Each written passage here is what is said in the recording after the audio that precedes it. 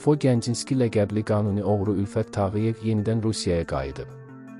Bundan sonra Federasiyada Azərbaycan mafiyasına liderlik uğrunda mübarizənin yeni mərhələsi başlayıb. Proses amansız döyülmələrlə müşayiət olunur və atışma da uzaqda deyil. Musavat.com Lent azda istinadən xəbər verir ki, Rufoya ömürlük Rusiya Federasiyasına giriş qadağası var. Lakin o, FSB ilə yaxşı münasibətdə olan nüfuzlu avtoritet Badri Koqlaşvili ilə yaxın olduğu üçün ölkəyə girə bilib. Qeyd edək ki, Tağıyev Rusiya Federasiyasını tərk edib, Misirdə həyat qurmağa çalışıb. Lakin bu yaxınlarda yenidən Rusiyaya qayıtmağa nail olub.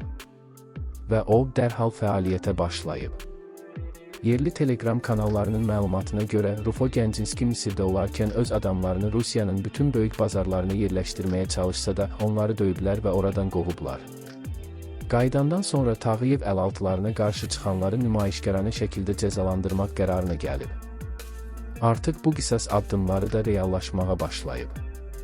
Belə ki, Rufonun Moskva vilayətində yaşayan adamları Azərbaycanlı avtoriteti döyərək ona Namiki danla deyə qışqırıblar. Daha sonra görüntülər sosial şəbəkələrdə yayılıb. Burada söhbət Azərbaycanlı məhrum qanuni oğru Lotu Qulinin qardaşı Namik Səlifovdan gedir. Qeyd olunur ki, Namik Rufonun ən qatı düşmənidir və onun adamı döyülüb. Məlumata əsasən Rufonun adamlarının buna bənzər daha bir neçə hücumu olub.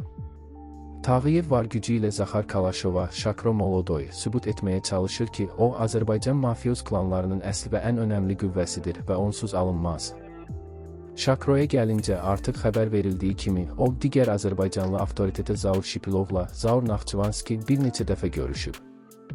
Zaur əvvəllər Rufonun mafiyos dostu sayılırdı. Ancaq indi vəziyyət kəskin şəkildə dəyişir.